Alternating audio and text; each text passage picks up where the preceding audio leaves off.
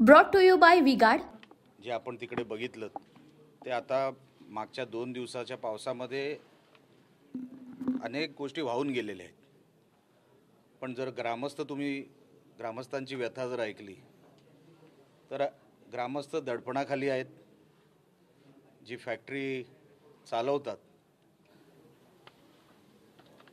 कोण मालक आहेत काय असतील मला माहीत नाही, पण लोकांना 12 वर्ष गेली काळं पाणी प्यावं लागतंय.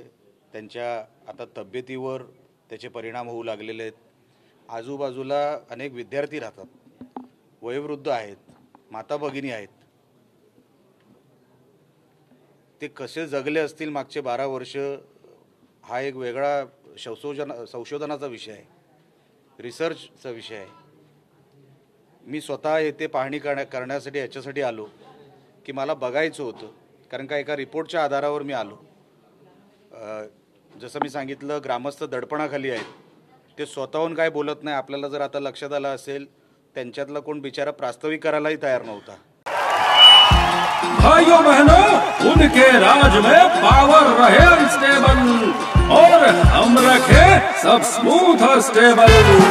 हमारा नेता कैसा हो जो स्टेबल पावर दे वैसा हो. अब की बार V-Guard AC स्टेबलाइजर का चमत्कार. म्हणून मीच माईक हातात घेतला आणि मीच बोलायला सुरुवात केली. प्रचंड दडपण आहे आणि त्या दडपणातून बाहेर काढण्याचंही काम आमच्यासारख्या लोकांचं आहे. त्यांना साफ पाणी मिळावं, शुद्ध पाणी मिळावं, त्यांचं आरोग्य नीट राहावं. आता पाण्यामुळे काय काय होऊ शकतं शरीरामध्ये हे आपल्याला सगळ्यांना माहिती, आपण सगळे जाणतात हे सगळं. त्यांना हे सगळी सोय मिळावी, किमान पाणी, ते दुसरं काही मागतच नाही आहेत. पण जर पाण्यासाठी पण अशी गोरगरीब जनता ही दडपणाखाली राहणार आहे तर मी असं कधी होऊ देणार नाही. त्यांची बाजू घेण्यासाठी त्यांच्यासोबत आम्ही आहोत हे सांगण्यासाठी आज मी इकडे आलो.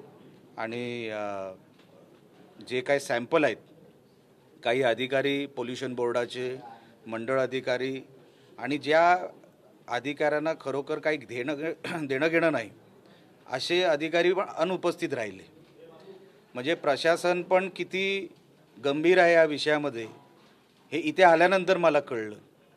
अनेक अधिकारी मुंबईला निघून गेले सांगून की मी मुंबईला चाललो म्हणून. मला नाही, जेव्हा बोलवण्यात आलं तेव्हा. म्हणजे कुठेतरी प्रशासन पण ह्या मालकांबरोबर आहे का असा संशय माझ्यासारख्या कार्यकर्त्याला येतो. मी ही सगळी परिस्थिती, या सगळ्या परिस्थितीचा आढावा घेतलेला आहे. आम्ही ग्रामस्थांबरोबर राहणार, त्यांना ह्या गंभीर समस्येतून बाहेर काढणार हा शब्द मी आज विठोबाच्या मंदिरामध्ये दिलेला आहे. आता अधिवेशन देखील सुरू आहे. या अधिवेशन काळामध्ये संबंधितांवर कारवाई तर होणारच, त्याचबरोबर ह्यांना साफ पाणी मिळावं ह्याच्यासाठी जी काही सोय करून द्यायची आहे ती पण आम्ही करून देणार आहोत. उनका बैकअप सिर्फ कल तक और हमारा चांद तक. हमारा नेता कैसा हो जो नॉन स्टॉप बैकअप दे वैसा हो. अब की बार V-Guard इन्वर्टर बैटरी का चमत्कार. आणि म्हणून आज अख्ख्या गावाचे मी आभार मानले की अशा परिस्थितीत पण आपण एवढी वर्ष काढली आणि आमचं स्वागत देखील केलं. खरं तर गाव हे मला वाटलं होतं चिडलेलं असेल, पण तरी बिचारे एवढे शांत आहेत आणि त्याच शांततेचा फायदा काही लोकांनी घेतला. पण आता जास्त वेळ राहिलेला नाही. गावाला साफ पाणी मिळेल, शुद्ध पाणी मिळेल आणि हे जे काही दडपण आहे ते कायमचं मी काढून टाकणार. 2016 ही फॅक्टरी बंद करावी असं प्रदूषण नियंत्रण मंडळाचं आदेश असून फॅक्टरी बंद केली गेली 2016. मला माहिती आहे. तर मी पहिला प्रश्न विचारला त्याच्यावर कोणी स्टे घेतला का, तर असा कुठला स्टेही घेतलेला नाही असं मला कळलेलं आहे. प्राथमिक जे काय मी इन्फॉर्मेशन घेतली त्याच्यावर सांगतो. जेव्हा स्टे घेतलेला नाही म्हणजे तुम्हाला लक्षात येईल की 8 वर्ष गेले. जर प्रशासन दडपणाखाली आहे त्या बिचारी जनतेने काय करावं. 8 वर्ष बंदीची मागणी झाली होती तरी देखील काही नाही. म्हणजे कोणाचं तरी त्याच्यामध्ये सपोर्ट असल्याशिवाय कोणी मालक असा वावरू शकत नाही. कोण कोण असतील काय असतील ते नंतर बघून घेऊ. आम्हाला कधीच कोणाचा फरक पडला नाही की समोर कोण आहे. गावाला न्याय मिळणार आणि जर ह्याच्यामध्ये जर कोणी अजून मस्ती करायचा प्रयत्न केला तर कोणालाही सोडलं जाणार नाही. आता खासदार सन्मान्य राणेसाहेब आहेत, महाराष्ट्राचं अधिवेशन सुरू आहे, तसंच सेंटरचंही अधिवेशन सुरू आहे. निकाल आम्हाला लवकरात लवकर लावायचा आहे आणि ह्या सगळ्यांचा जीव ह्याच्यातून मोकळा करायचा आहे. एवढंच फक्त या निमित्ताने मी आपल्याला सांगतो. ज्या पद्धतीने ग्रामस्थांनी आता तुमच्याकडे समस्या मांडली, ही समस्या इथल्या स्थानिक आमदारांकडे 2012 पासून मांडली जाते. स्थानिक आमदार कुठेतरी कमी पडले असं तुम्हाला वाटतं का? कारण ते महायुतीमध्ये आहेत, त्यांनाही शक्य होते. कोण कमी पडलं कोण जास्त पडलं ह्या आर्ग्युमेंटमध्ये मी जाणार नाही. गावानी माझ्याकडे बघितलं, त्यांना असं वाटलं की हा सोडू शकेल म्हणून मला बोलवलं. आता प्रत्येकाने त्याच्यावरती काम केलं असेल, कोणीच केलं नाही असं माझं म्हणणं नाही. प्रत्येकाने आपापले प्रयत्न केले असतील, पण कोणतरी माझ्यासारखाच लागतो काहीतरी वेडंवाकडं करायला, आणि ते वेडंवाकडं हाच करू शकेल असा गावाचा कदाचित समज असेल म्हणून त्यांनी मला बोलवलं. आता काही करून त्यांना माहिती आहे निलेश राणे काही करेल, पण एकदा विषय हातात घेतला की तो सोडणार नाही. आणि म्हणून आज मी इकडे आलो. कोणी काम केलं नाही असं मी म्हणणार नाही.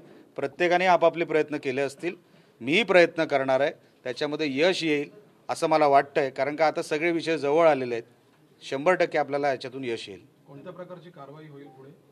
जसं मी तुम्हाला सांगितलं, प्रदूषण बोर्डाचा जो रिपोर्ट वरती जाणार आहे, मंडळ अधिकाऱ्याला विचारलं, त्यांनीही एक रिपोर्ट वरती पाठवायचं ठरवलं आहे. ते रिपोर्ट 2 दिवसामध्ये जाणार आहेत असं मला कळलेलं आहे. ॲग्रिकल्चर म्हणजे इकडे कृषी अधिकारी पण आलेले आहेत.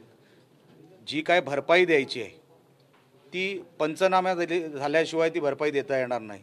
तर त्यांना मी आज तेच सांगायला आलो की तुम्ही अगोदर पंचनामे करा.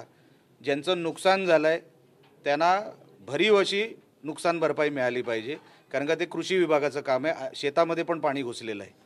तर हे सगळे पंचनामे येणाऱ्या आठवड्याभरात, म्हणजे हे दोन्ही रिपोर्ट आणि तहसीलदार आणि प्रांत, जसं मी तुम्हाला बोललो, हे त्यांना फार महत्त्वाची कामं मुंबईमध्ये असतात. ते जागेवर नाही आहेत. त्यांना पहिलं जागेवर आणावं लागेल. त्यांना जागेवर पहिलं आणतो आणि मग त्यांच्याकडून जे काही रिपोर्ट जाणार आहेत तेही एकदा त्यांना विचारतो आणि येणाऱ्या आठवड्याभरात हे सगळं पिक्चर क्लिअर होईल. मी तुमच्यासमोर हे मांडीन. Brought to you by V-Guard.